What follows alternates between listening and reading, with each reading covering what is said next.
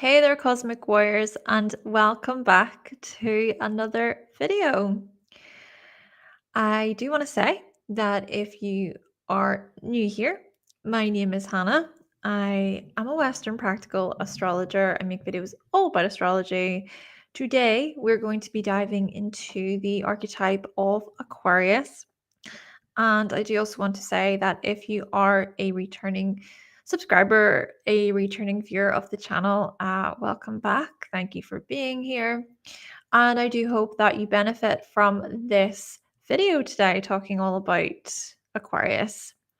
Of course, there are other videos within this series. So far, we have done Cancer through to Aquarius. So we've done Cancer, Leo, Virgo, Libra, Scorpio, Sagittarius, and Capricorn. So we're on to the 8th sign here, being Aquarius. Welcome. Hello to Teresa. You said that your kid has is so Aquarius sun, I'm assuming, or a stellium. Oh, okay. I'm seeing this right. A stellium, interesting. And then you've got that Gemini stellium. Is that right? And thank you so much is it Shota? Is that how you pronounce your name? Shota? Thank you so much. Very kind of you, and welcome to you. Hope you benefit from this video today. Hello, Danielle. Hi. I hope you're doing good. I hope you're having a lovely weekend. And hello to Angela. Welcome. So, yes, it's a Sunday, and today we greet Pisces season, don't we? We're greeting Pisces season because yes, the sun is still in Aquarius right now at 29 degrees, and it will create a lovely trine with the moon in Gemini, which is an interesting one. The moon is in Gemini right now, but both of them are going to be at 29 degrees, and then boom, sun and moon are going to move from air signs into water signs. So that's going to be quite the transition for us to experience, going from one day to the next. But today, focusing on today, many creative ideas, very inventive indeed. And let's say farewell to Aquarius season for another year, right? I'll even just play. Is this weird? just uh, in honor of Aquarius season, I'm going to play this, okay? And I'm going to not do it for very long so that I don't get copyright, okay?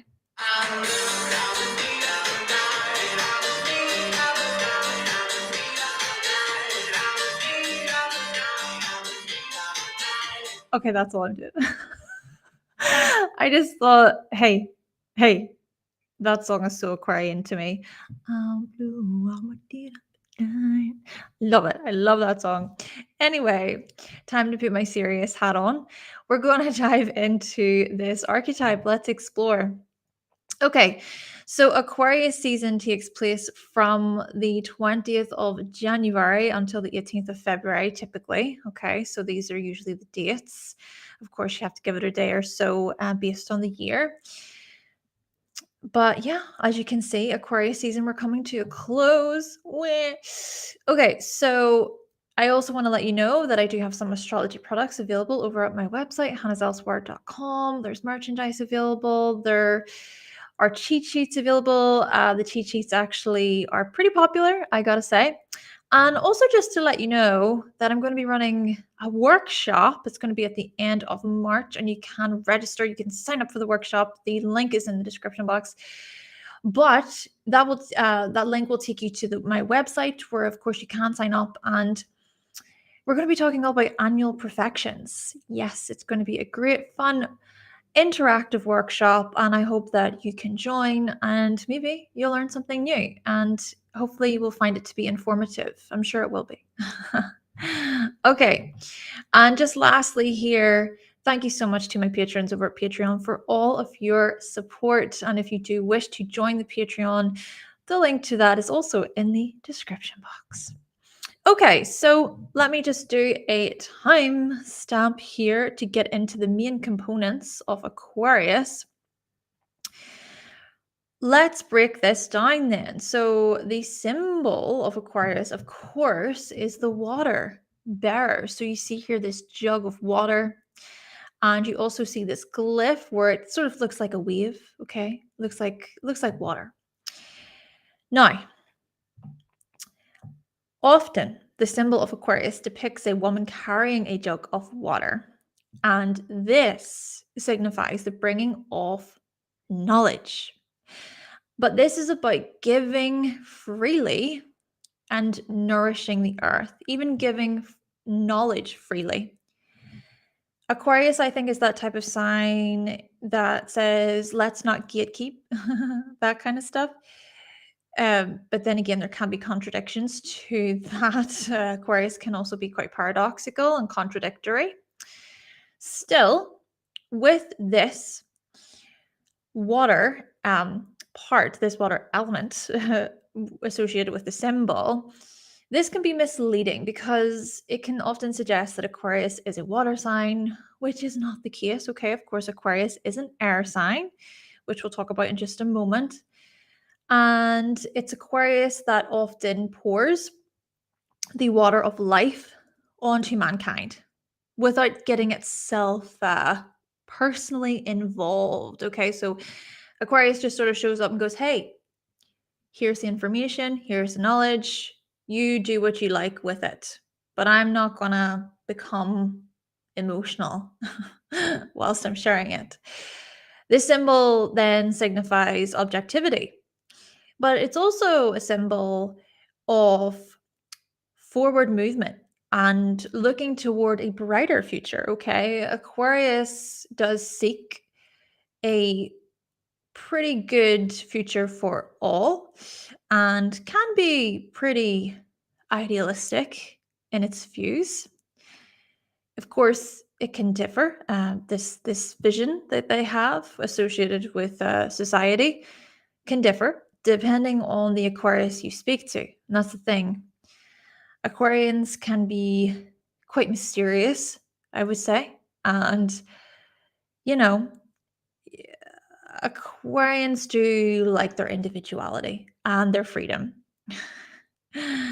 And so Aquarians can be very different, right? You know, even from Aquarius to Aquarius, or thinking about the sort of Aquarius placements that you have there too. Still, it's this symbol that represents reform, where it seeks to change the collective using its ideals of hope. And again, like I said, looking toward a brighter future, building a brighter future. Aquarius also, of course, is known to be humanitarian and calls on society to switch its social focus to creating fairness, to create a fair and reasonable world. But of course, the contradictions can come in which what can often happen is it's based on what the Aquarius thinks. Okay, their own sort of opinions, which they can be quite strong about. And what I also want to mention here is that this symbol can be viewed as a free flow or a stream of downloading innovative ideas and concepts. And so kind of like electricity, right? It's like a wave. It looks like a wave, doesn't it? A wave of energy, a wave of electricity. And you do find this when it comes to Aquarius, wherever Aquarius is in your chart, you know, if you've got any placements there. This is often where you can have what feels like these lightning bolt moments, these downloading moments where you're sort of plugged into some type of computer and all of the information from the universe is just pouring through. It could even be where you're just attending to your everyday life. You know, you're out in the garden, you're cooking, whatever, and then boom, the idea comes and you're like, wow. Oh, yeah. I tend to get those whenever I am walking home from the gym. That's a good tip maybe for any of you who wish to tap more into, you know, having creative ideas, or if maybe you're struggling in terms of, oh, I can't quite seem to connect with this, or I can't remember. Going to the gym or working out basically can actually really be helpful for the mind. Can really help with that. So yeah, I would say that it's a useful tip. And I also want to mention that this symbol can represent the carrying and bringing of knowledge, like I said, but it's this sign that really brings change to the world by sharing what it has learned and what it's studied, what has been proven in the Aquarian's mind, theories and concepts that the Aquarius has come up with. There is a real passion actually to want to share that information with others in hopes of possibly changing the course of direction and where society is headed. The other thing I do want to mention as well is Aquarius concentrates and deliberately develops its ideas so that they can be used to better humanity, basically. You got to sort of think as well about the rulers of Aquarius, which we will get to in just a moment. Still, Aquarius is the cosmic life force and carries with it in its vessel knowledge, creativity, healing, energy, evolution, progress, feeling. Aquarius will learn about many types of subjects. I mean, philosophy, psychology, socialism, capitalism, altruism, science, the occult, technology, religion, you name it. If Aquarius is interested in it, Aquarius wants to know. And Aquarius is also going to be able to kind of piece together the bigger themes. You sort of have to think about Aquarius through a lens of the bird's eye view. All right, seeing things from this bird's eye view and being able to make those larger connections. And when Aquarius blends its knowledge with its insight, its intellect, its intuition, and also practical application, this sign really does succeed. And Aquarius wants to succeed, which again we'll get to in a moment, because Aquarius is also ruled by Saturn. It's actually the traditional ruler. So there is this great deal of ambition and success when it comes to this archetype. Therefore, with this archetype, their wisdom and their teachings takes time. Okay, they got to keep at it, got to remain focused. If they can do this for the long term, whenever there is a certain study or practice, whatever it may be, if they can really focus in on it for a long period of time, they reap rewards, similar to that of Capricorn. But this is about knowledge. It's not necessarily about, materials and status, but this is more about Aquarius being recognized for their uniqueness, for their unique perspectives, and for their life's dedication to research as well. If Aquarius has come up with a new sort of theory, an idea, I think they'll be the types of people who want to make sure that their name is on that and that it's protected, right? Okay, so that's the symbol. And we also kind of want to think about this air element tied to Aquarius. Of course, Aquarius is an air sign, like I said. Air signs are more communicative. They're the signs that are constantly thinking, constantly connecting at new ideas and thoughts in their minds. And they need mental stimulation. But you see, Aquarius is also a fixed air sign. So my view on this, and maybe this is just my own sort of personal view, and of course, it could be wrong or it may not match up with what you think, let's just say.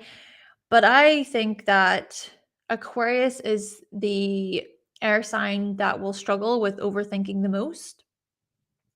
And Aquarius can experience these thoughts that are really, really repetitive. Even intrusive thoughts can often happen when it comes to this sign, where it's really, really hard to shift them and where they become so fixated on particular thoughts. Now, this is not necessarily a bad thing either. I want to say that because we also notice the creativity that just pours out of people who have Aquarius placements.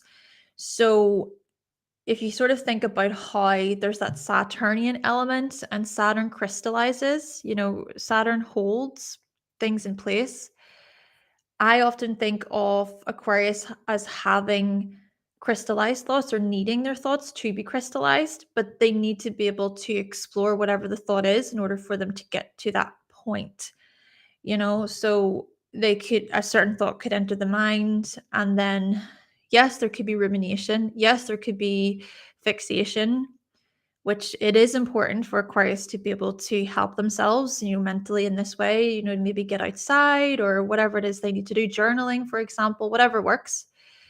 But I also think that there can be benefits to it in that if they give something, much thought, they go over it and over it and really, really dig deep and, consider it and think about it through different angles and relate other things to it, then who knows what sort of big idea or something that seems somewhat more innovative. You just don't know what could arise, basically, right? And that's powerful. I think that's a really interesting thing to think about when we consider this sign. I mean, Aquarians, they do tend to prefer to be respected more so for their intellect, for their mind, not so much for their looks. I think, and again, this could just be an opinion, but I think that if anything, Aquarians are going to prefer um, being complimented for their intellect and for being smart or for being witty or for knowing a great deal about something, rather than, for how they appear, not so superficial in this way. So, yes, fixed air, I think, can suggest that when it comes to their intellect and their minds, very serious, very, very serious people. And I suppose the thing about it, when we consider perhaps difficulties and challenges when it comes to fixed air, would be this sort of the stubbornness, right? When it comes to any of the fixed signs being Taurus, Leo, Scorpio, and Aquarius, Aquarius can be somewhat fixed in their views, right? In their opinions. It's like, no, I think this. And so anybody else who disagrees with what I think, they are wrong. Okay. Or maybe they're the ones who are misinformed. They're the ones who are ignorant. And the thing about this is that we can all be wrong, right? We can all do with a little bit of reflection and kind of thinking, maybe there is something about whatever another person is saying that can be useful. Now, again, it's not necessarily a bad thing either, because the thing about Aquarius is Aquarius will march to the beat of their own drum anyway, right? So, it's not a black and white thing, right? What I'm saying, it's not black and white. You also have to kind of think about context. For example, Aquarians are the ones then with that fixer quality where it's like everybody else could jump on a trend, a hobby, uh, a certain style of clothing, a drink, whatever it is. And Aquarius is actually able to step back and go, do I want this? Am I just going along with the crowd? What do I, as an individual, actually think about this? So Aquarius is quite good at that, I think. Quite good at being able to not necessarily follow along with what is in or what is cool or what is new. And of course, this is not always the case either. I just want to say that. This is also where the paradox can come in with Aquarius, because Aquarians can also jump on certain trends, for instance, and then even turn around and act like, I invented this. It was my idea. I did this. There could be pride associated with ideas. I'm saying this with love, and I always also say this as someone who's very dominant in this sign. I have Sun, Mercury, and Saturn all in the sign of Aquarius. So I say this with love, and I also say this through a lens of, I've been there and I get it, and it's okay, right? So yeah, I think the fixer element can suggest times of stubbornness, times of resistance, times of not wanting to listen to other people's views, even if they have something that could be of value and substance. But at the same time, the fixed air quality can also suggest the ability to have strong views, to, conviction, right? That's what I love too about Aquarians. It's like, this is what I think. and I'm going to follow it through to the very end, right? And you got to respect that. You got to respect that as well. So it's really not about good or bad, basically, is what I'm trying to say. Okay, so Aquarius also rules the 11th house. All right, so we're going to talk about the 11th house just after this part, but let's now move on quickly to the ruling planets of Aquarius. So the traditional ruler of Aquarius is Saturn. The modern day ruler then is Uranus. Of course, there can be some people who just stick to more of the traditional, other people who stick more to Uranus, the modern ruler. But I'm going to explore both, both today. So let's think about Saturn to begin with. And it's interesting actually, because with Saturn and Uranus, Saturn is more of that traditional planet. It's more about structure, it's more about following the rules. But then Uranus is so much about breaking the rules and seeking alternatives and the unconventional. So you find this with Aquarians, actually. You find this this tug of war, perhaps, this push and pull. Times whenever Aquarians will follow authority and they'll follow the rules, they'll also respect them. But times whenever they will really challenge them and question them and break away completely, entirely from them and rebel, right? There's that rebellion. I think that Aquarius just needs things to be explained. It's like, well, why is this a rule? Why are you telling me this? Where did you get that information from? And again, I think that's something to be respected if you really think about, you know?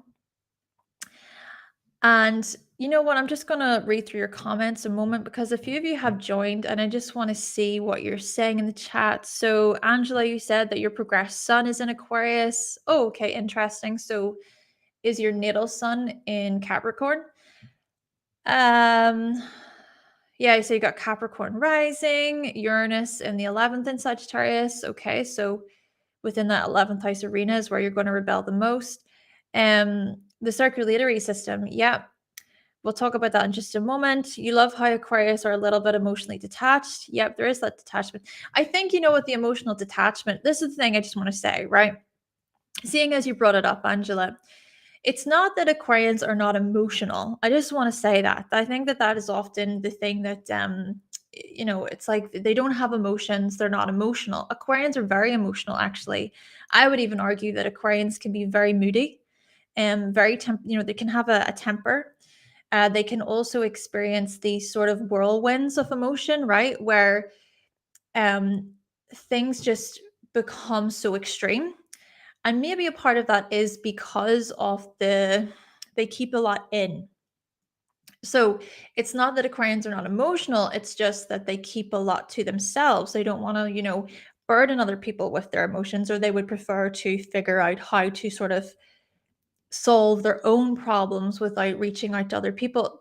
I'm not necessarily saying this is a good thing or it's a healthy thing, but I'm just saying that it can get to a point where they keep so much back, and then it can perhaps get to a point where it's just this tornado, this hurricane of emotion, and things can be pretty erratic and chaotic for Aquarians. And I think that can particularly happen whenever it is just all too much. Aquarians can, and I'm just maybe saying this again from my own sort of view, but Aquarians can be real perfectionists.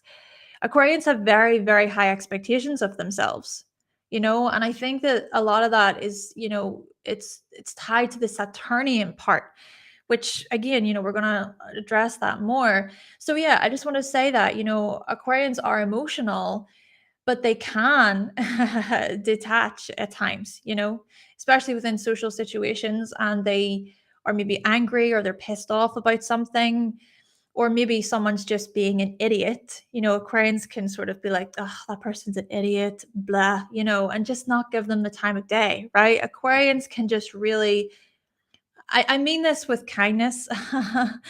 They can just pretend like you don't exist. Okay. It depends on the situation, but I think there can be times when Aquarians can make it appear as if you do not exist. What's your name again? Who are you? What? I don't understand. You know, and again, I think that comes from at times if you've ever sort of like hurt an Aquarius or, really done something to disrespect them.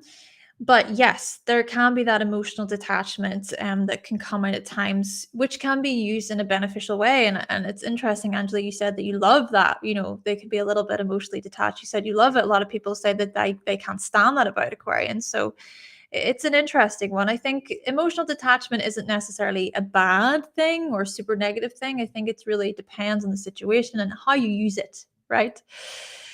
Okay, so yeah, exactly. You said that balanced judgment. Yep, exactly. It can be used for in that way where they can use good judgment. It's like, I'm going to be objective here. I'm going to come from this in a more impersonal way rather than getting my emotions super involved.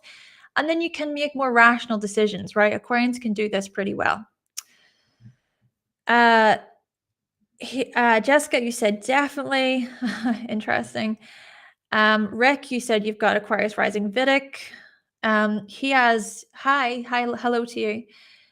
You said you usually repelled by in things, but you don't judge it. Yeah, okay, interesting.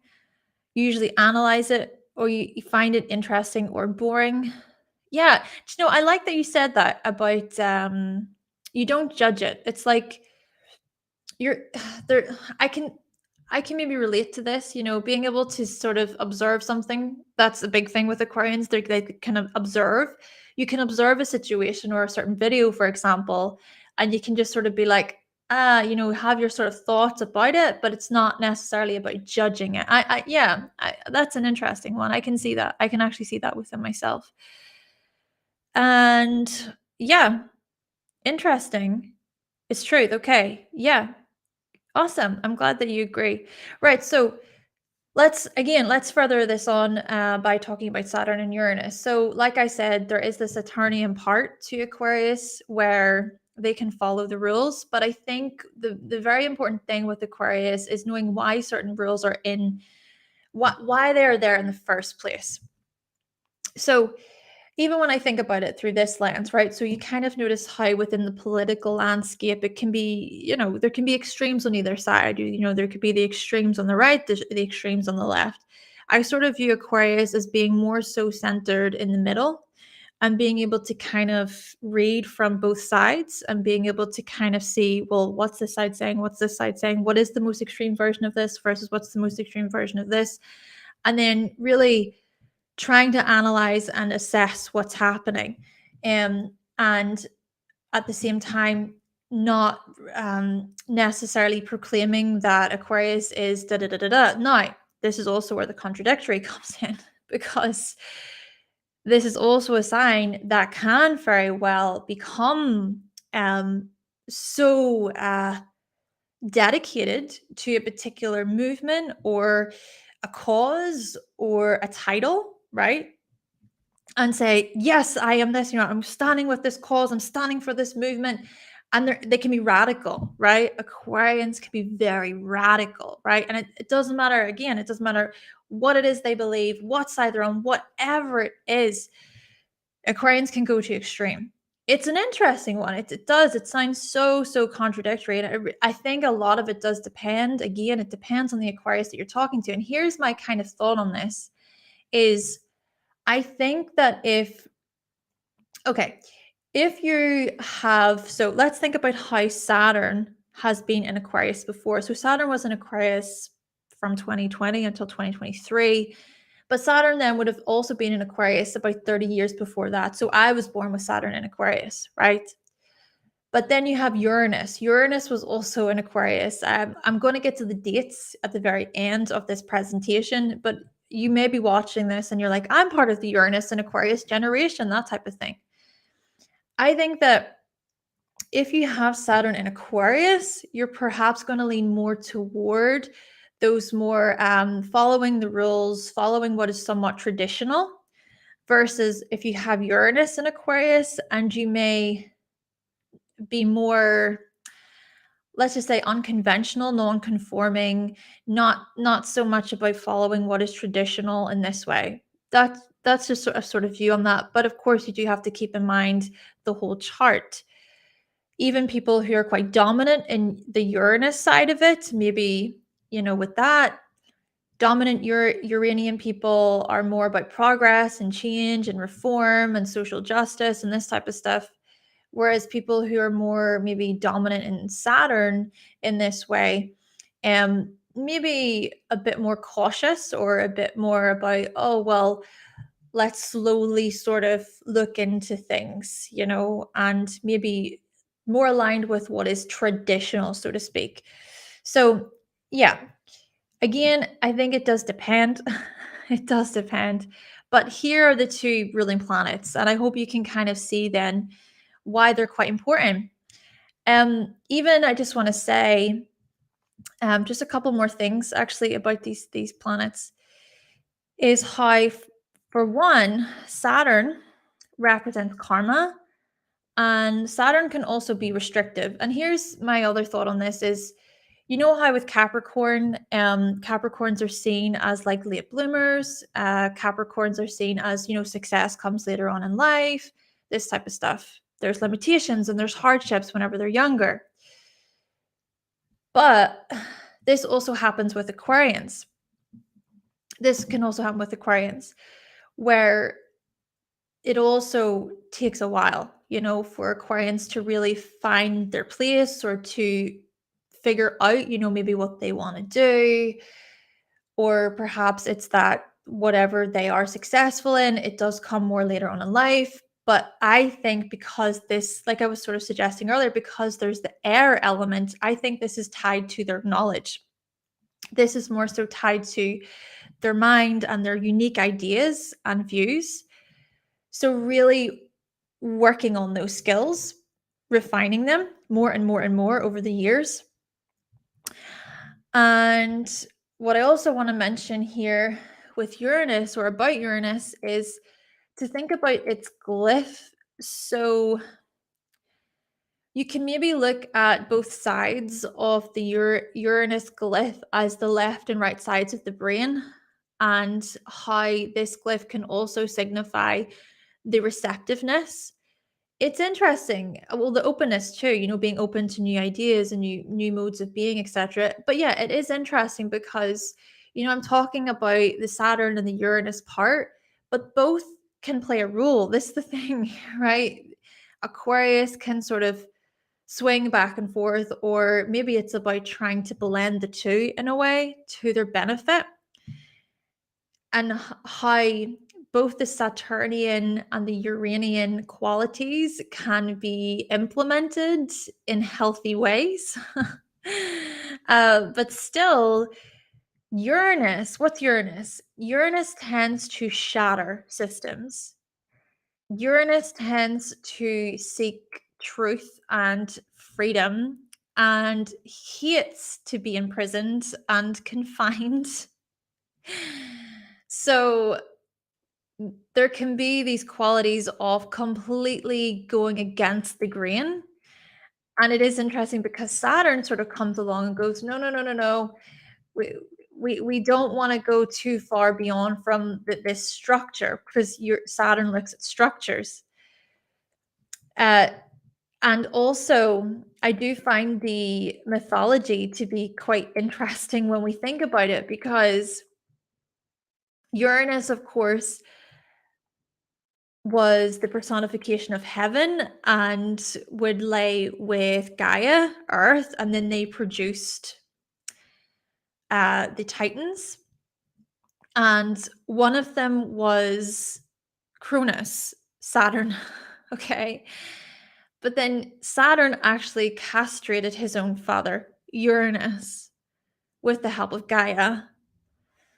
So that's an interesting thing to think about as well, to think about the mythology linked to these planets.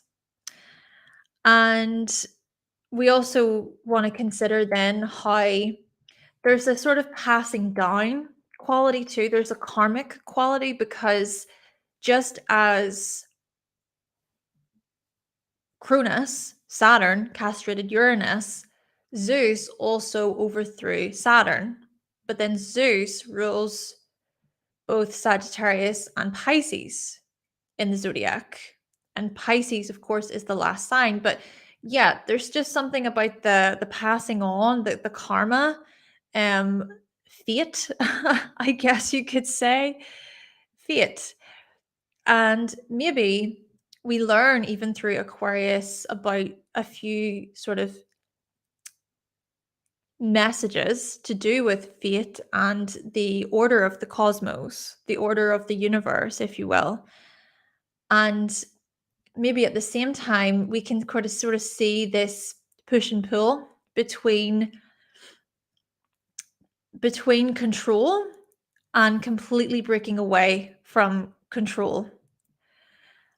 And maybe as well, seeing that we can't really control the inevitable. Do we have free will? Do we have free will? It's interesting to think about, and you kind of get into philosophy then in this way. You kind of get into the whole, is it determinism tied to astrology within itself, or fatalism tied to astrology? Yeah, and the whole debate side of things, even when it comes to astrology, when we think about the more traditional Hellenistic outlook versus the modern outlook, the evolutionary outlook. Hi, Aquarius. Anyway, so I'm not going to talk too much longer because we're quite a bit into the video now. But it's interesting. Here, I'm being a typical Aquarius. Here's the knowledge, okay? Here's the information. Do what you wish. But anyway, the last thing I want to say is the body parts that Aquarius rules. The calves, the shins, the ankles, and the circulatory system. It's an interesting one. My father, he had a son. His son was an Aquarius, and he had some issues actually with his shins. I think he had is it varicose veins? When they up the leg, that so that was a health issue for him.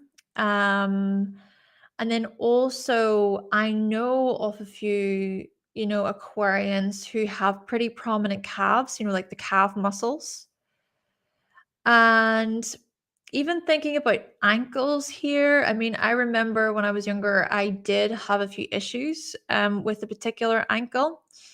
Um, it's funny though, because I'm thinking about it now, and I'm having an issue with my hip, but I do have Jupiter on my ascendant. But anyway, anyway, okay, so we're going to move on to the 11th house now. I just wanted to add those body parts at the end. Right, so the 11th house. All right, so as you can see here from this list, interesting. So there's a lot that the 11th house holds. And the sort of major one that I want to mention is to do with things like nationality and countries and demographics, right? That's an interesting one to think about because the 11th house is tied to the masses, it's tied to groups. And when I consider this further, you sort of think about the political landscape, for example, and how people vote, for example, and that's very 11th house territory, and that's also how change is created, right? You think about public vote now. There are certain, let's just say challenges when it comes to such matters, and it really does depend on what country you live in and what the laws are like and what the rules are, so on and so forth. But without getting too much into that, because it can be quite a controversial thing to talk about.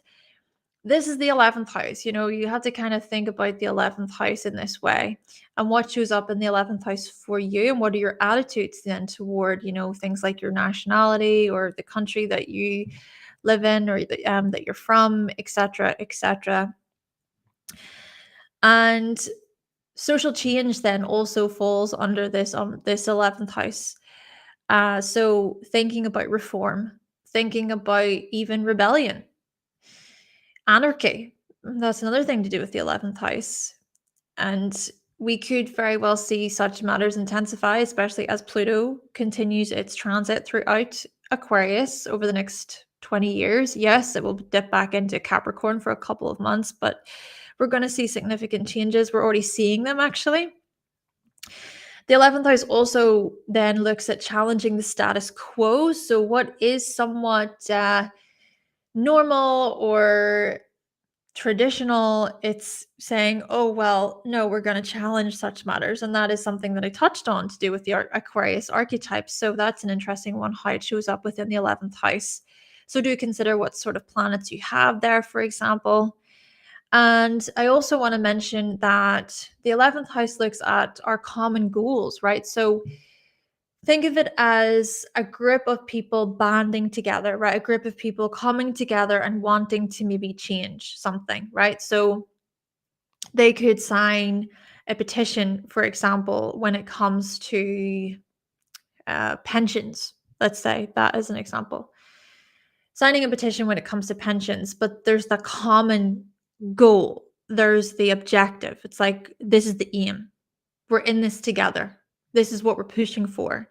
So you think of a group of people coming together and having a meeting, and it's everyone included, involved in that meeting. This is what we see via the 11th house. Clubs and groups then fall under this house. Even think about football clubs or any sport club, any club that you join, okay? Even to reflect on myself, I'll reflect on myself in this one. So I was a part of a netball club. Netball club whenever I was in school, when I was younger.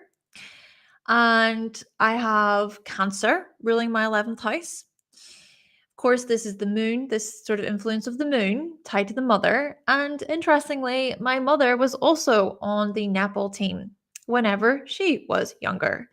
So there's that sort of passing on quality, that generational quality, the family stuff to do with Cancer there in the 11th house. Even on that note, the 11th house can look at teams. You know, who's on your team? So again, this could be, for example, football, a certain football team that you really support, you know, thinking for just based on, you know, where I'm from, think about teams like Chelsea, Man United, Liverpool. I mean, I grew up with brothers and things were pretty divided. My dad and one of my brothers supported Liverpool, and then my other brothers supported Man United. So, yeah, the 11th house can show up as clubs and groups. And just think even about certain clubs that you joined whenever you were younger. Future visions, too, wishes and dreams. So, with dreams and wishes, this, of course, can be more of a longing, right? I wish I had that. That's a dream of mine. It's not necessarily to say that you're going to achieve them, though. That a wish is going to come true. Of course, your dreams could very well come true, and I think Aquarius does remind us of that possibility. But even if it doesn't, it's still going to show up as this was a dream. You know, there's certain people who have had dreams, you know, people, for example, who ever since they can remember, it's like, I want to be a singer, or I want to be a model, I want to have a family, whatever. And fast forward 40 years later, that's not what they envisioned their life to be, right? And so that's the thing about the 11th house. It is interesting. It's not so concrete when it comes to the dream wish stuff, but it's still the potentiality, okay? Because you do have people who were, I've dreamt of this, and then they do become that, right? And maybe you could see that perhaps if you have, let's say, for instance, you've got Mars or Saturn in the 11th house, and I know that they are considered to be the malefics, But if you've got those in the 11th house, whatever your dreams and your wishes are, you're going to push, right? It's like, I'm going to flip and work hard to make these dreams come true because I want to. Could even be a transit, right? You know, the Mars could be transiting your 11th house, or Saturn could be transiting your 11th house. And then that's when things really do start to materialize for you. So just wanted to say that. So it is interesting. And you also got to look at the whole chart too. But the 11th house can be associated with these areas. And the last couple of areas I want to mention would be organizations.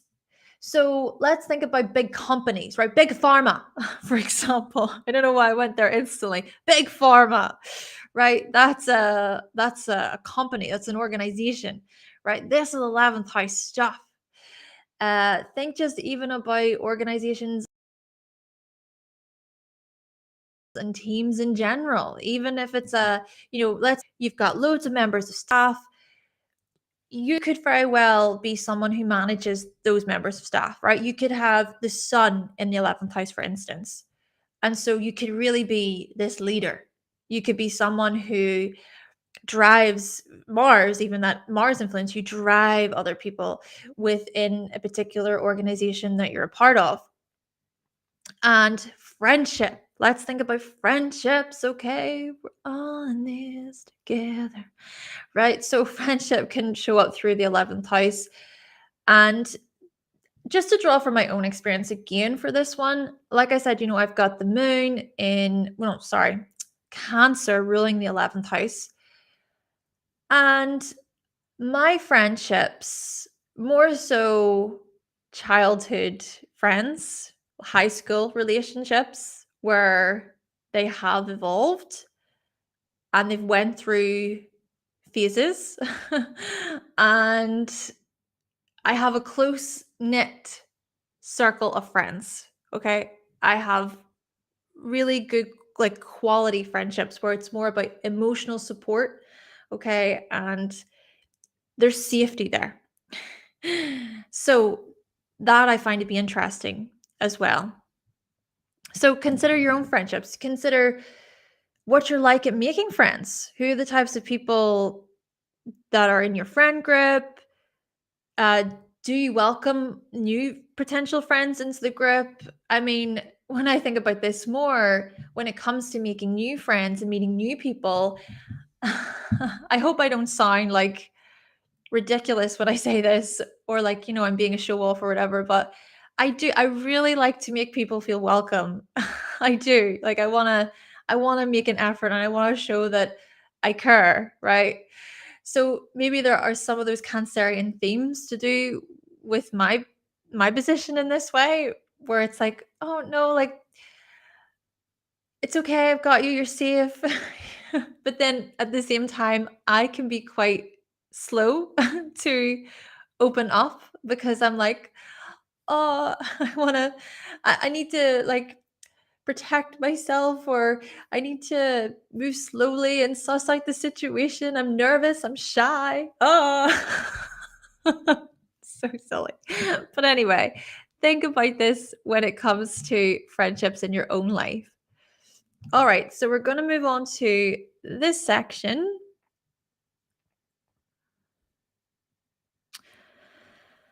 So, the day of the week Saturn rules in astrology is a Saturday. Like I said, Saturn rules both Capricorn and Aquarius.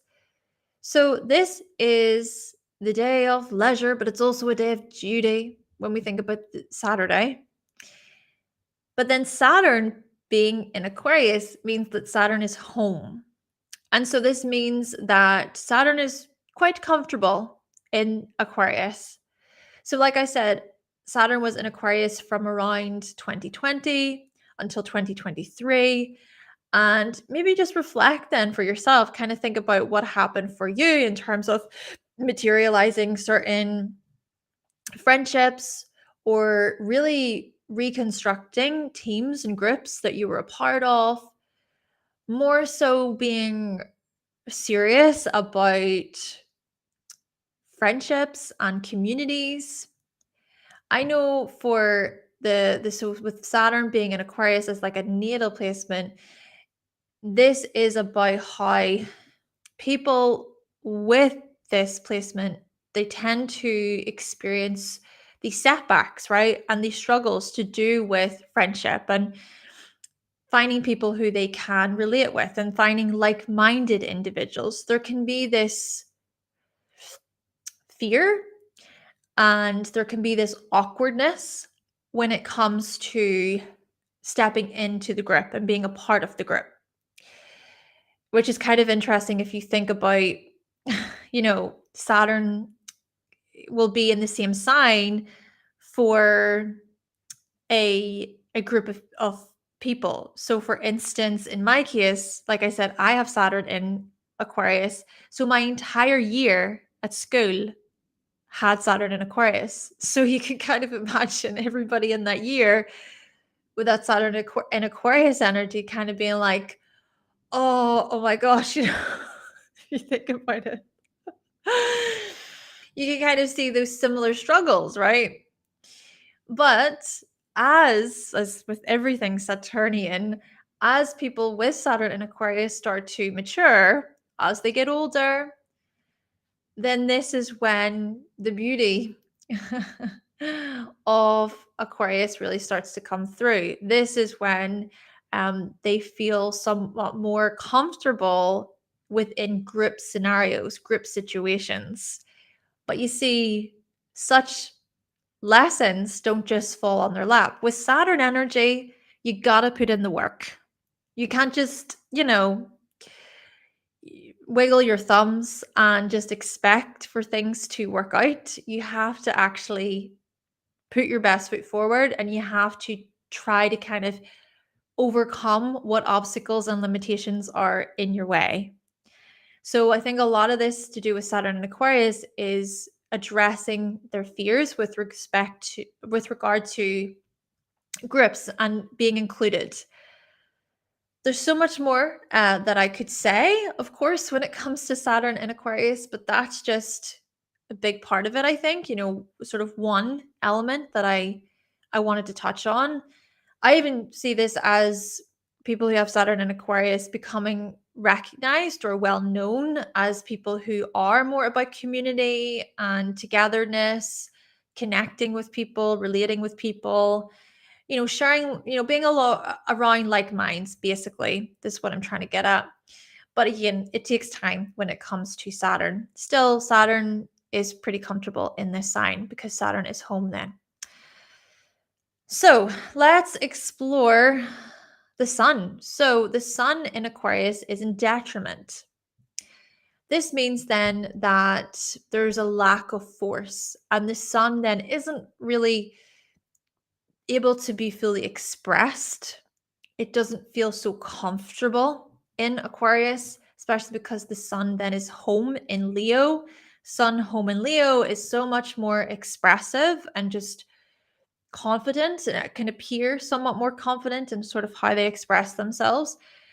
Whereas the sun in Aquarius, maybe there can be maybe a difficulty in trying to express themselves, maybe because they're so caught up in their minds or they're so caught up in, all these other sort of levels and layers, right? Because like I said, Aquarius tends to look at the world through this bird's eye view.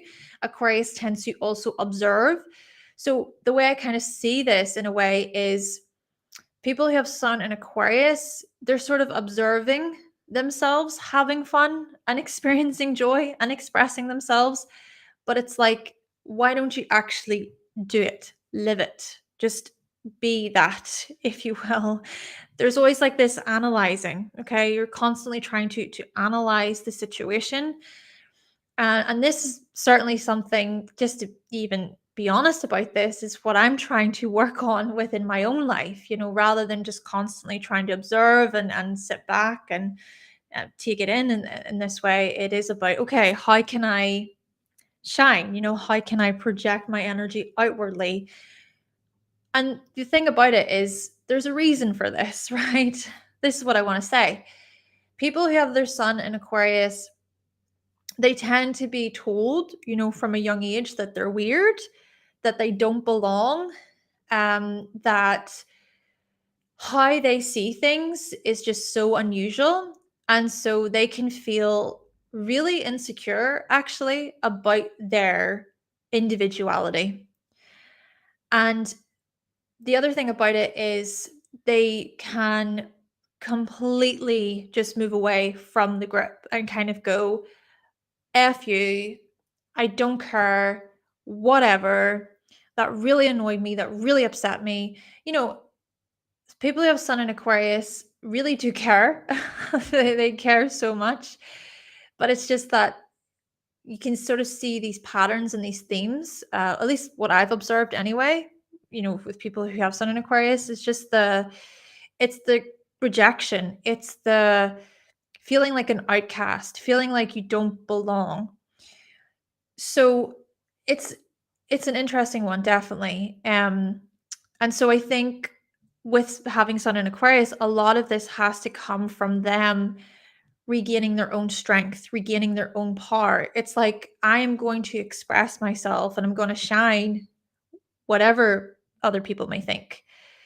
They get to this point where it's like, I don't care. I do not care what you think. I do not give an F, so there is that. So it's being able to express their wild, crazy, unique selves, whatever it is, without expecting, other people to get it. Or they're not waiting for like the applause or the, oh, you're so amazing. It's like, no, I'm just being myself. I'm just being myself. So yeah. Yeah. Sun and Aquarius people are certainly free spirits. They're free spirits. But like I said, I think, well, what I've observed is it's their ability to be free and to be themselves that was restricted. You also have to think about the Saturnian feel to Aquarius too, right? So the sun essentially is within Saturn's domain and it's like cutting off the light. But with self-exploration, with time, with perhaps even finding people who do get them and who do love them and show them appreciation for who they actually are, Aquarians actually do get to a point where it is very much about, I am free-spirited. This is what I'm wearing today. This is how I'm doing my hair. I don't really care what you have to say about this. I'm just being me. So, yeah, they can be very creative. Aquarians can be very creative, certainly. And they're going to think outside of the box as well. These are the people that don't really follow what is so somewhat normal. It's more about what really speaks to them as individuals. And this is also where you see such differences in each Aquarius that you meet, because it is about more, no, this is me as an individual. All right, so let's move on to the exaltation. Now, this one I've put a question mark because there are people who say that Mercury is exalted in Aquarius, but there are people who disagree with this. Okay. And I'm pretty sure I saw it in Isabel M. Hickey's book. I think it was a cosmic science. Was it astrology, a cosmic science? I think she said that Mercury is exalted in Aquarius, but then when you sort of look further into this, there are people who say that this is not the case. So I'm interested to sort of even open the floor to you. What do you think? Do you think that Mercury is exalted in Aquarius? I could give you some, reasons as to why this could be. So whenever a planet is exalted, it can be fully expressed. So with Mercury, Mercury is this planet that's tied to our intellect and our speech and being able to process information. It's tied to information, how you sort of distribute it, and how you connect to information.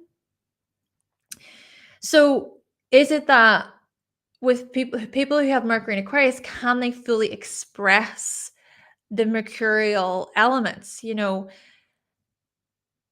Like I said, I have Mercury in Aquarius, right? But then I also have Sun and Saturn there. It's kind of funny because all of these planets that I've talked about, I have all I've got all of them, right? I've got the home planet, I've got the detriment planet, and potentially the exalted planet. Which so, but anyway, I'm trying to say here that my sort of view on it could be a bit biased, but then also with Saturn also conjunct Mercury in my chart, maybe not the most fully expressed, right? Because I'm much slower when it comes to how I form connections and things. Like it takes me a long time to really understand something. And, like a new subject, for example, I need time. Even when it comes to general everyday conversation, where you sort of you're listening to people, maybe catching up with someone in work or you ask them how their day is. And then they start going, oh, well, this happened, this happened. And then this said this, and then they said this, and then they said this. I get lost. I'm like, can I have this slowed down so I can really pick it apart? But anyway, right, enough about me. Mercury in Aquarius. If you have Mercury in Aquarius, maybe this is where we're seeing with the exaltation is really being able to see the bigger views and things, being able to draw these larger lines between connections. Like, so as I was saying a moment ago, right? Aquarius wants to learn it all. Aquarius wants to learn all. Aquarius will learn about, okay, Mercury, learning, education. Aquarius will learn about philosophy, psychology, capitalism, altruism, science, the occult, health, music, technology, everything. But that Mercury and Aquarius part of it, I think, can draw the connections between these bigger sort of subjects and relate it to a certain subject that they're already talking about. And maybe this is where we're seeing this sort of the intellect, the intelligence, should I say, the intelligence. But what I also appreciate about Mercury and Aquarius is their ability to challenge what is being said and to come at things from a more curious, skeptical lens, and to also ask questions that are pretty controversial, and to also be somewhat scientific in their views, right? To kind of experiment with things. What I like about Mercury and Aquarius is to actually, so whatever the subject may be, let's say astrology, for example, just an example, because we're talking about astrology. Aquarius will take astrology and go, but I want to see what the proof. I want to see, the scientific evidence with this. How can we test this? I want to test this information, right? So I remember a few years ago, and it was for the physical appearance of the rising signs of the signs, right? This, I think, was 2020. I created this series, and that was the time when I thought, hey, I want people involved in this. I want to make astrology scientific, because what I want to do is I want to take real life examples, right? Real faces. And I want to look at the appearance of them based on their rising sign. So, with the help of the amazing audience, my amazing subscribers, right? Got loads of images in. And then I was like, right, okay, so these are the common sort of traits of the Leo rising, for example. And then I looked at the images and I thought, well, where are the connections? How can this be shown then via the physical proof, physical evidence, right? This person has Leo rising. So then where are the commonalities in this? This is Mercury in Aquarius, right? And I love it. I love it. But is it exalted? Is it exalted? You tell me. What are your views? I want to know your views on it. But as for the fall, doesn't seem to be a planet that falls in the sign of Aquarius yet. But yeah, there's a big question mark for that. All right, so we're going to move on to Decans. So when we look, okay, let's see. So when we look to the 3 decans of Aquarius, there is the Aquarius decan, there is the Aquarius Gemini decan, and then there's the Aquarius Libra decan, which, by the way, these are more modern decans. Each sign is 30 degrees in the zodiac, and then they are split into 3 element triplicities. So from 0 to 10 degrees, this is the Aquarius decan. So for instance, if you were born, okay, Sun in Aquarius, if you were born on the 25th of January, you would be part of that Aquarius decan. And then the Aquarius Gemini decan is from 10 to 20 degrees. So if you were born, for instance, with Mercury in Aquarius at 16 degrees, pretty sure that's what I have, then that Mercury placement would be part of the Aquarius Gemini decan. I'm pretty sure actually all my Aquarius placements fall within the Gemini decan, which is kind of interesting when I relate that back to the fact that I have a Gemini midheaven as well. Anyway, I digress. Further, I want to say with this that this decan is from the 30th of January to the 8th of February. So thinking about the season there. Then lastly, we've got this Aquarius Libra decan. So if you were born with, let's say, for example, Venus in Aquarius at 22 degrees, it would be part of the Aquarius Libra decan. But the thing is that this decan takes place from around about the 9th of February to the 18th of February. So do consider the decans. Right, so what does Aquarius teach us?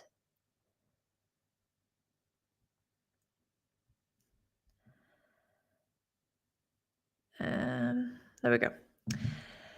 Let's make this a bit bigger. What does Aquarius teach us? Something that was once unconventional becomes traditional. Just kind of funny to think about. Yeah. The only definite in life is that everything changes. Okay? Everything changes. Clinging onto the past can keep us from moving forward. Yeah? Now, what I even want to say with this, just to follow on from this point, the thing that is often said about Aquarius, and this is true, Aquarius is future orientated. But I want to add to this. Aquarius is also interested in the past. Aquarius wants to know about history. Aquarius wants to know how we got from A to B. Because Aquarius wants to follow those roots back to where, to where it started, to kind of see, well, how did we get here? Because here's the thing. Aquarius is so much about cycles. Reading cycles and patterns in things, seeing how they connect, seeing how they overlap, seeing how they communicate with one another. Because the thing about assessing cycles and patterns is that you can predict what the next thing is going to be. And this is astrology to a T, right? That's what astrology is so much about. It's being able to read the many cycles that are going on between the celestial bodies. What is the relationship? Thinking about synodic cycles, for example, between two planets. And you can kind of see, well, what happened during this time? What happened during that time? And when were these aspects involved and these planets involved? And then that can help you predict, oh, well, what might be up ahead? This is why Aquarius is also tied to the past, because it kind of, by assessing the past, we can have an indicator as to what may happen in the future. But you always have to keep in mind the unpredictable, the unexpected, because that can very well happen. We don't really know the future. That's the thing. Even as astrologers, it's like, oh, well, this could happen, that could happen. You always have to leave room for the unexpected, because there could be something up ahead that's completely out of the ordinary. And it's like, wow. We saw this, for example, with, and I don't mean to, I hope I don't sound negative when I say this. I'm not meaning to, but we saw this with the lockdowns, for instance. But still, clinging onto the past is different. And Aquarius doesn't want to cling on to the past. If that happens, then that can keep them from moving forward. And this is what we learn then from Aquarius, is when you cling to the past, and that can keep you from innovating. seeing what can be changed in the now. Follow your dreams, no matter what anybody else thinks. Who's to say, that you're not gonna be successful at what your dreams are? Now, with that being said, I do have a lot of Capricorn energy, Saturnian energy, and I also do think, okay, yeah, be realistic with yourself, be practical at the same time. But I just think that this Aquarian archetype reminds us that it's not really about listening to those outside people, especially people who, if anything, they want to see you fail. They want to see you not achieve your dreams. So I think Aquarius certainly teaches us to have a strong mind and to believe in our path. Aquarius is so much about building a brighter future for ourselves. Being objective can be useful. So for example, you can solve problems, you can make informed conclusions. And I think that is something that one of you was mentioning earlier, with even thinking about the emotional detachment. So yeah, Aquarius can remind us of this. There is strength found in numbers. We can band together. That is how social change is made. If you only get two signatures on the petition, well, not much is going to change. But what if you got 200,000 signatures on the petition? So that's something to consider. Embrace your differentness and what makes you unique. Don't we love Aquarius for that? Shout out to Aquarius. Conceptual skills help us better understand complex scenarios. Now, this is something that perhaps can be also their downfall, but Aquarius can be conceptual, right? It's like, oh, this is a concept. This is a theory that I had. But exploring concepts and theories, like I said, can help us better understand what is complex. So Aquarius has that ability to really think, to read into things, right? Research, for example, they can be these crazy scientists, which I think it can be fun, But still, the kind of downfall part of it, I just want to say is, yes, Aquarians can be overly idealistic too, where maybe there isn't enough evidence yet. Things haven't been tested out yet or experimented with yet. For example, right? I'll give you an example. Think about, is it Elon Musk? Elon Musk? So he has come out now with this brain chip, right? That brain chip, it's been placed into a human brain. And I think it's the first of its kind, isn't it? And you may think, okay, oh my gosh, he has Mars in Aquarius, by the way. Just want to say that. So he does have an Aquarius placement in his chart. So you may think, oh wow, how innovative, how inventive. He must have done so much research, all the studies that he would have done. And I'm pretty sure that he did. He did a lot of tests last year. But it's only just beginning. And we don't know what the results will be years down the line. Even think about social media, right? Facebook came out. Well, MySpace, I think, was pretty big before that. Facebook came out, YouTube came out. And could we really predict what was going to happen? What was going to unfold? You see the consequences, basically, of the acceleration of technology. So we're going to see the consequences of these new experiments, on human brains and everything. We'll see then, years down the line. Will I still be here to really see the results? I don't know. Who knows? But basically, yes, Aquarius can be idealistic at times and perhaps can get carried away by those ideals, even if those ideals do not actually benefit others in the long run. It is interesting because Aquarius is about betterment, but just because something is progressive doesn't make it better. Anyway, thinking for oneself means you're less likely to believe predators. Ooh, that's a good one. Okay, having a strong mind. Okay, thinking for oneself, questioning it, questioning new technologies, questioning other people's views, why they believe in what they believe. And it's not necessarily to do it in a negative or in a defensive, argumentative way. It's just showing curiosity. But in cases where people are taking advantage or they're being manipulative, right? I said about predators. If you have a strong mind, you're not going to fall for it. Lastly, then, being mentally tuned in doesn't mean you possess emotional intelligence. This is what Aquarius can learn from Pisces, is how to also be emotionally intelligent. Right. So, strengths. Strengths of Aquarius. Clever, intellectual, and conceptual. Can think outside of the box. Original. Aquarius, like I was suggesting earlier, will see all of the trends. For example, reels. Okay. The sound effects to use on reels, the styles, the fonts. Aquarius will perhaps see, oh, okay, this is the trend right now.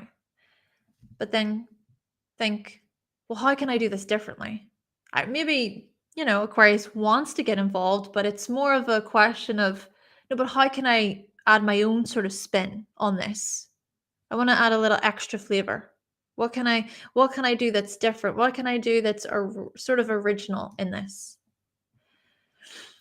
Inventive and innovative, a visionary. It is interesting because Nicola, I forget, it's just the pronunciation of this astrologer's name, but Nicola, who I did talk about in the degrees theory video, and you can watch that video, of course. That's my most recent video talking about degrees in astrology, but he was the one who came up with the degree theory. And he has heavy Aquarius placements in his chart. So he has a Virgo rising, and then I think Mercury in Aquarius. I can't remember the other planets. But yeah, Aquarius energy there. And to think that there are astrologers that use this degree theory. So it's Aquarius typically that will innovate or invent. This could be a certain app, a device of some kind. Even think about, was it Steve Jobs? He was born with Mercury retrograde in Aquarius, I'm pretty sure. And with Steve Jobs, he invented Apple, and you see the amount of people who have iPhones today, iPads, etc. So you get my point, hopefully, with innovation. Free-spirited and does not let others control them.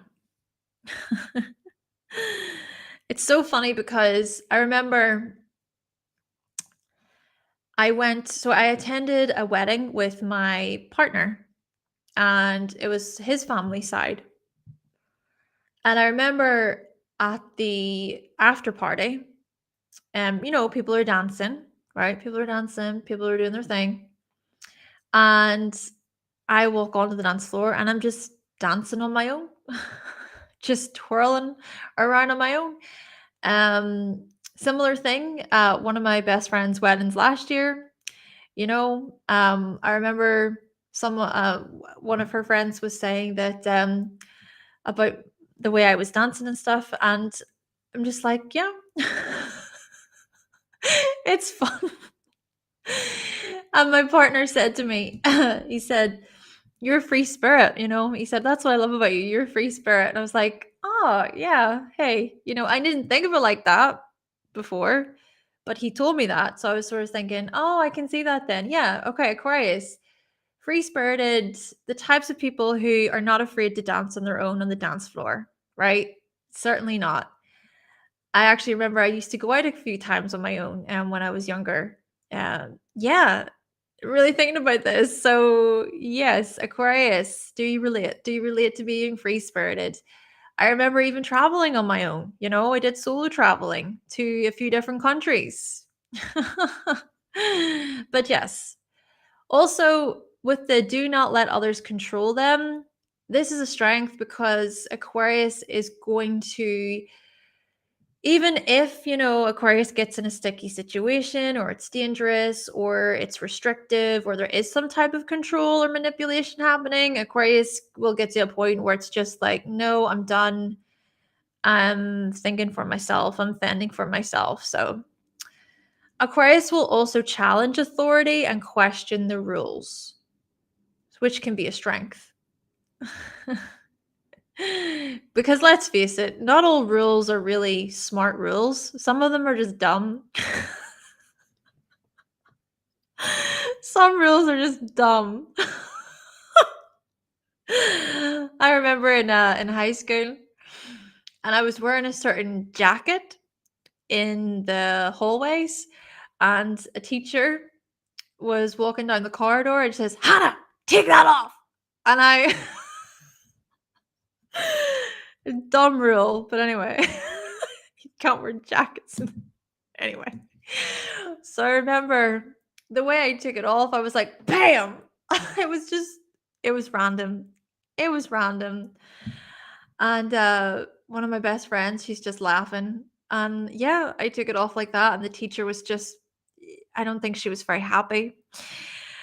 But anyway, that's Aquarius energy for you.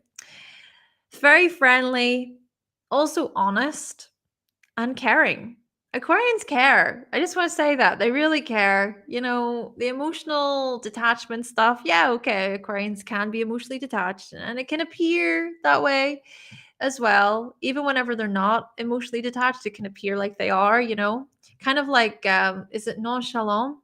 Not is that the word? But or as if they're somewhere else, right?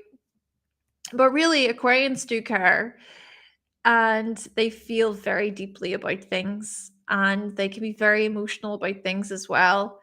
I think the emotional side, the vulnerable side with Aquarius, it takes time to get through. It takes a while to bring down their walls. Aquarians really need to feel safe. They really need to feel like there is trust, right? It kind of goes back to the stuff I was suggesting earlier. Aquarius can often struggle with, feeling misunderstood or feeling like the outcast, feeling like they don't belong. So, yeah, I think if an Aquarius opens up to you and they're really vulnerable, that speaks volumes. And like I said, they can be very friendly, but also they value their alone time. Aquarius also sort of teaches us, and it's a strength as well, to enjoy your own company. I could spend a lot of hours on my own, like unhealthily so.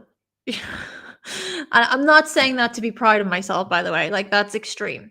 The amount of time I spend alone is perhaps not the recommended amount of time, is what I'm trying to say. But Aquarius also has this strength in that they can spend time alone when they need to or when they want to. Aquarius is also pretty chill, but also passionate. So Aquarius can be really quite, laid back, relaxed, chilled, but then the minute, that something is talked about and it's something they're passionate about and they're motivated by it, they'll just go for it. They show genuine curiosity. There's a genuineness there is toward new things and people. Aquarius, if there's something different about you, there's something new about you. Aquarius is like, oh, I want to know about you. Tell me about you. Determined and ambitious, which I think is often not really talked about when it comes to this sign. But yeah, that's Saturn part of Aquarius. Very determined, very ambitious people. that will drive projects home to completion. And also, they will disseminate knowledge, give generously of their knowledge, even of their time. So, yeah, they can be relatively generous and also charitable in this way.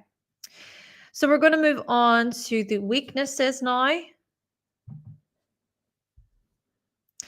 Aquarius weaknesses. Ooh, here we go. Authoritative and stubborn. Aquarius, it is a paradox because whilst Aquarius doesn't want to be controlled, they also can have times or experience times when they can be controlling and very demanding. It's like, you need to listen to me.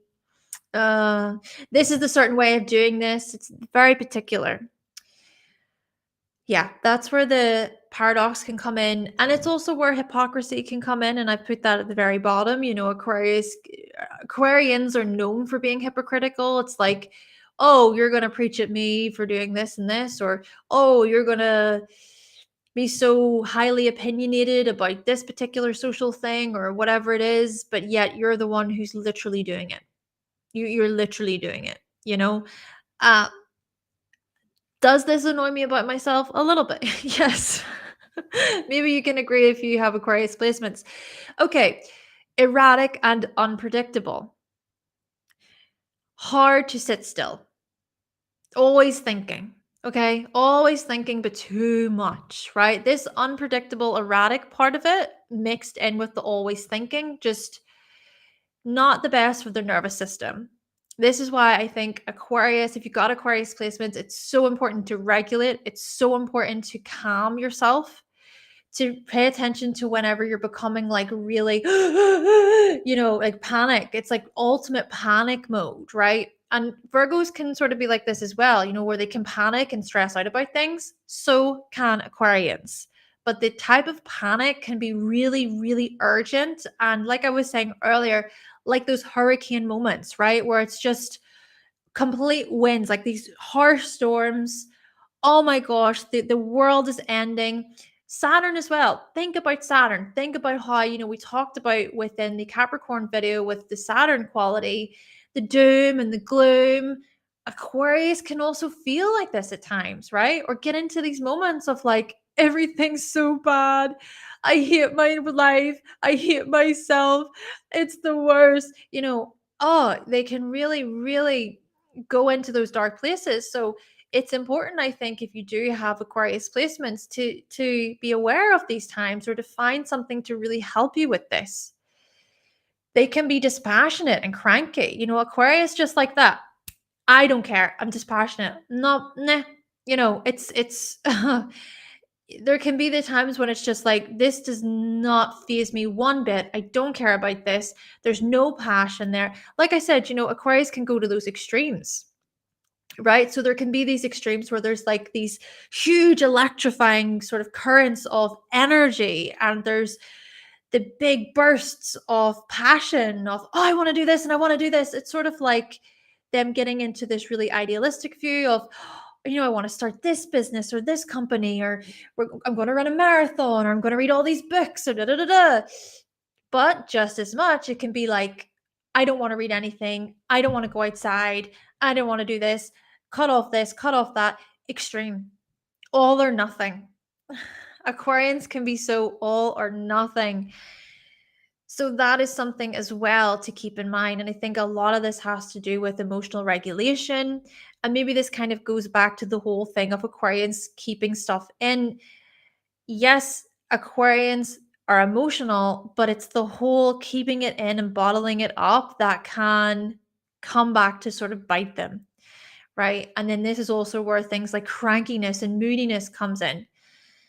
And even I would say here, there can be a part of Aquarius where Aquarius sort of expects other people to sort of read their minds. It's like, you should get this, I shouldn't have to explain this to you.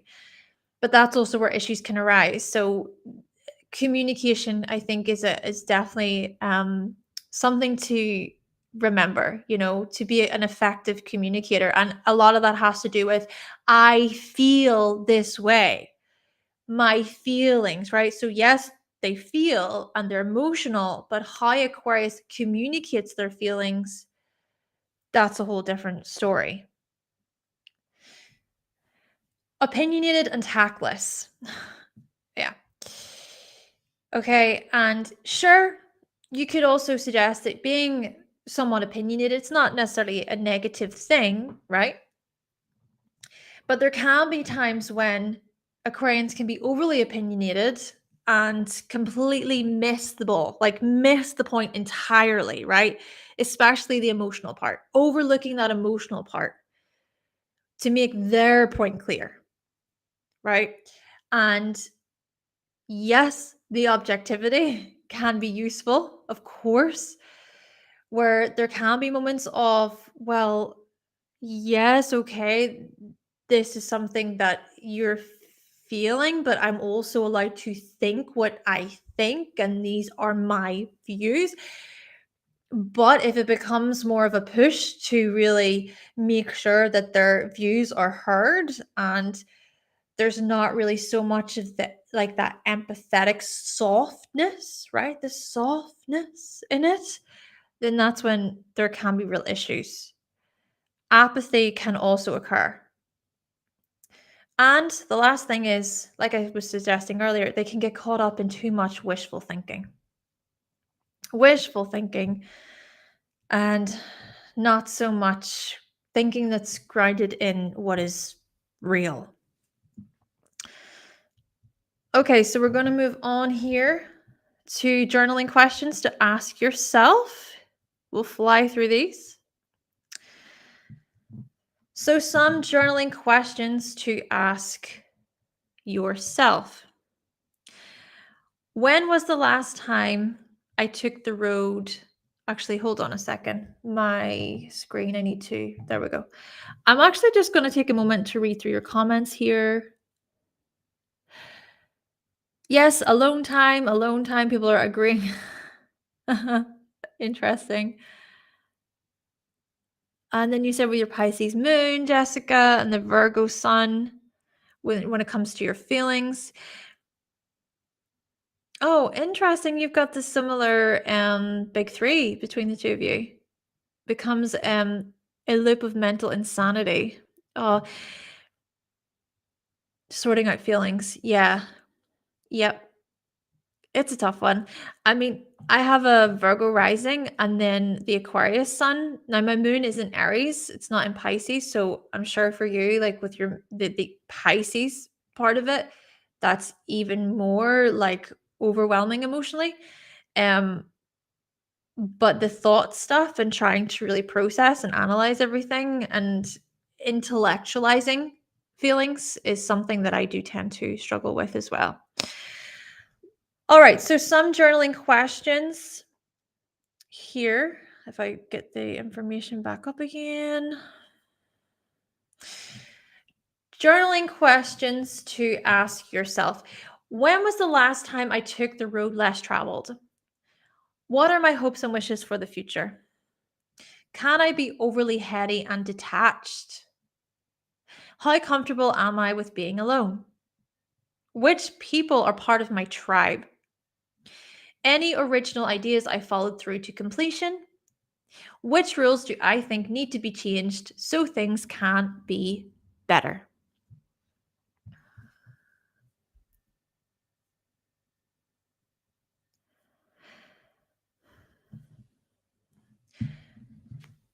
So, where is Aquarius in your chart? Which house does Aquarius rule in your natal chart? Because this is going to show the area of life where you progress, where you innovate. It's also going to show the area of life where you connect with like minds. It's a house of community. It's going to be where you focus on your hopes and dreams as well. It's also going to be a house in which you show determination. There's going to be ambition showing up within it, rebellion, and freedom too. We share knowledge and we seek fairness. It's a house tied to friendships, groups, and challenging the status quo. And of course, there can be qualities of being fanatical, eccentric, and paradoxical. Then you also need to look for the ruling planet of your Aquarius house, which is Saturn, because it will provide more information. So, with that, do you have a couple of houses you want to throw at me? And then I will communicate them before we move on to our final slide.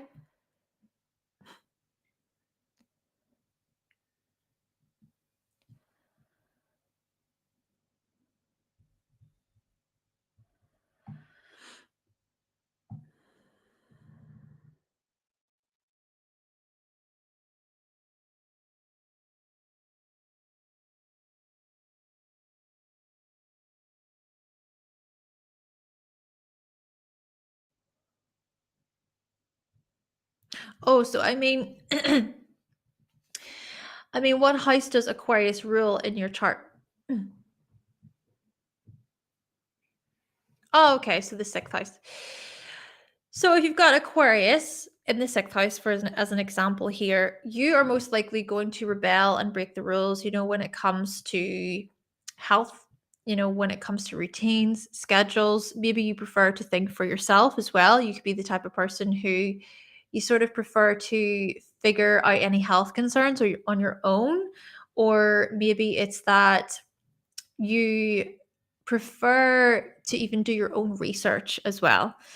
Another thing could be that your work and your services are somehow tied to that of being inventive or being innovative, or looking at working closely within communities and groups, really being a part of a team when it comes to your work and services. And your productivity could very well be quite, let's just say, structured at times, right? Because there is that Saturnian element to Aquarius, but also just out of nowhere, things could change and you could completely go in a whole other direction. Um, so ninth house, then I would say, oh, sorry. Well, there's the sixth house anyway for anyone who has in the in the sixth house. Yeah, so we'll do the 12th and we'll do the ninth, and then there'll be the examples that we're doing today. So let's look at the ninth house.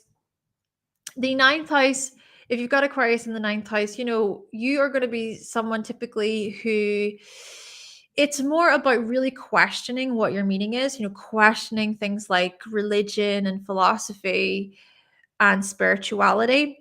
Even if it is, for example, that you grew up believing in a certain belief system. So growing up within a certain belief system, or being taught a certain belief system, but you still have that ability to kind of go, oh, well, does this run true for me? Is this really what I think? And also, it could be that you're willing to sort of break the rules when it comes to things like travel or higher learning, higher education. You may be someone who doesn't necessarily go to university or follow a certain program. Maybe it's more about independence, right? It's more about freedom in this way and following really what aligns with you as an individual. You may also be deeply interested in things like psychology, sociology, philosophy. Then lastly, we want to look at the 12th house. So Aquarius in the 12th house in this way, I think, can suggest that when it comes to things that are somewhat more esoteric or otherworldly or spiritual, these Aquarius themes then can show up, where it is about questioning, but it's also about doing something that's outside of the box, or just deciding to choose for yourself, right? So we see these themes. But this can also suggest that what can often be part of your own self undoing, because the 12th house can look at our self undoing, is that of uh, thinking about your uniqueness and your own differentness in a way that, you're not really accepting of it, or integrating it, with the hidden self, looking at uniqueness and your individuality. I think a big part of it is being able to sort of integrate these qualities, because there could be some, fears, perhaps, right? Fears or phobias about, oh, this is what I like, or this is the way I am, and maybe fearing that you'll be ridiculed or judged by others. But then again, it could also be that you really do prefer a lot of your alone time. Yeah. Okay, so let's move on to our final slide. Hello to Madeline. Welcome to you.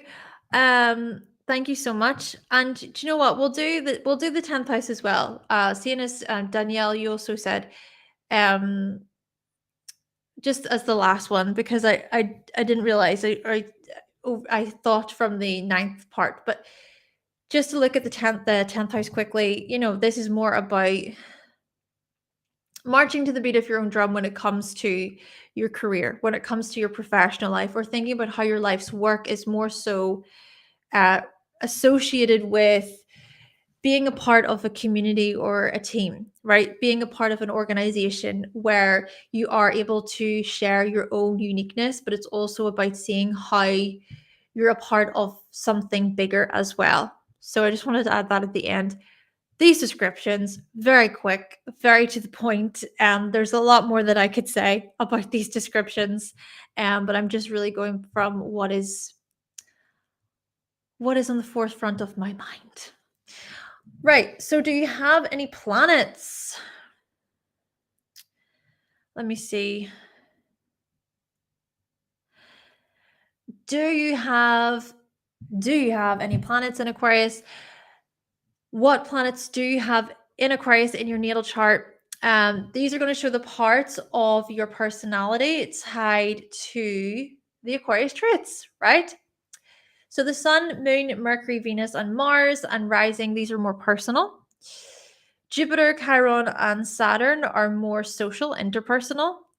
And then Uranus, Neptune, and Pluto are more generational. Now, wherever Saturn is placed will tell you more information about your Aquarius planets, all right?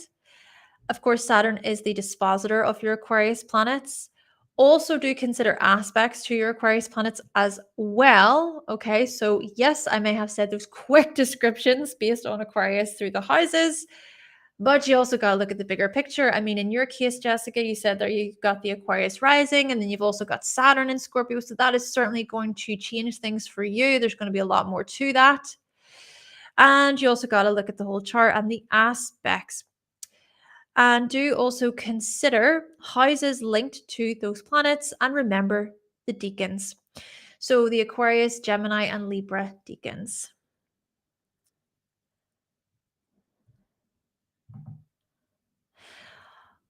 Okay, so lastly, let's remind you of the personal planets and the interpersonal planets and the generational planets. So to the far left, we've got the personal planets. The Sun then looks at our vitality, our purpose. The Moon looks at our emotions and our inner world. Mercury looks at communication and how we think. Venus looks at our values, our worth, our relationships. Mars then looks at our drive, our willpower, and our motivation. And then we see here the interpersonal planets. The last time Jupiter was in Aquarius was from 2020 until 2021. Do you recall the Aquarius conjunction, the great conjunction that we experienced between Saturn and Jupiter at 0 degrees? That was in, I think, 2020. Yeah, so that's an interesting one, I think. But yeah, Jupiter, just to remind you, is tied to things like benevolence, exploration, wisdom, knowledge. Then the last time Saturn was in Aquarius was from 2020 until 2023. So Saturn looks at maturity and success, achievement, maturity, like I said. And then also Chiron. So the last time Chiron was in Aquarius was from 2005 until 2010. Chiron then looks at our wounds and how we integrate, okay? Looking at integration, healing. And then we also move on to the generational planets. So the last time Uranus was in Aquarius. Sorry, I'm just getting distracted because there is a little button that will not move. Thank you very much. Okay. So the last time that Uranus was in Aquarius was from 1995 until 2003. Uranus is about innovation and social change. What happened during that time? Okay. We had Google come out, 1998. I mean, Google completely changed the world, didn't it? I mean, how many times have you taken your phone to Google something because it's like, oh, I don't know this answer. What's the answer to this question? You Google it, right? 1998 it was when Google came out. Microsoft Office also then came out in 2003, whilst Uranus was in Aquarius. Think about the amount of people who use Microsoft Office, all the tools, right? I use Excel for work, I use Microsoft Word, PowerPoint as well. Yeah, completely changed the way we do business, the way we communicate, the way we study as well. Then we turn our attention to the fact that in 2001, the iPod came out. Interesting to think about as well. But the thing about it is the last time Neptune was in Aquarius was from 1998 until 2012. So there are some people within the generational pool, the subgeneration, who have both Uranus and Neptune in Aquarius, right? So there was those couple of years where, they were both in the same sign, Neptune and Uranus. Neptune looks at our distortions and spirituality, but the significant thing about 2001 is this iPod coming out, right? So technology, of course, with the iPod, but also music. Think about music here tied to Neptune. Think about as well using our imagination.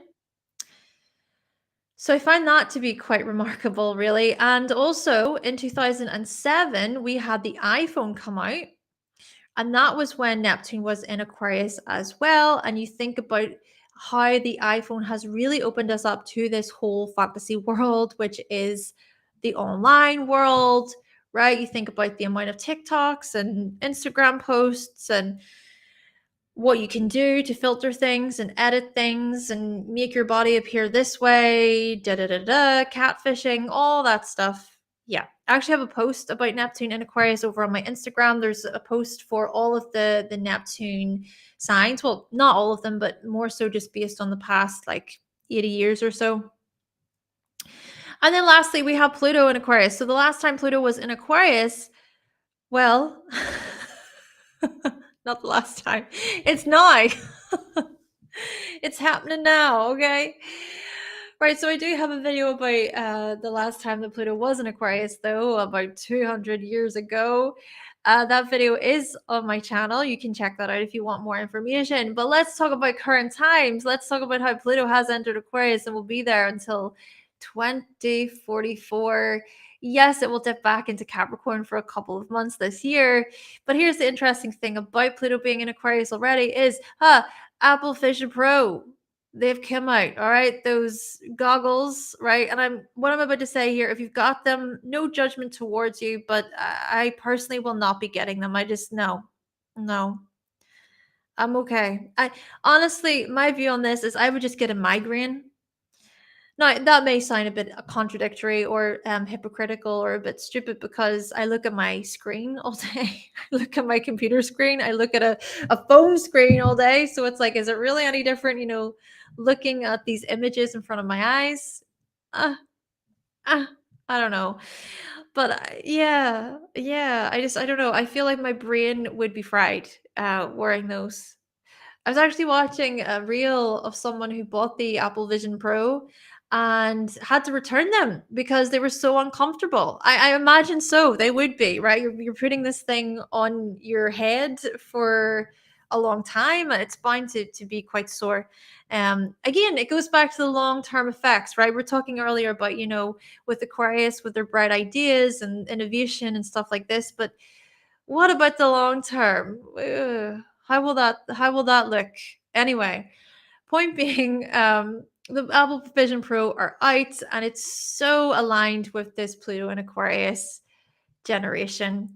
And in 2027, Apple glasses are due to come out as well. So we are noticing so many AI shifts, technological shifts that are gonna be ushered in whilst Pluto is in Aquarius, which I do think what's really going to be focused on here are these emotions tied to such changes, right?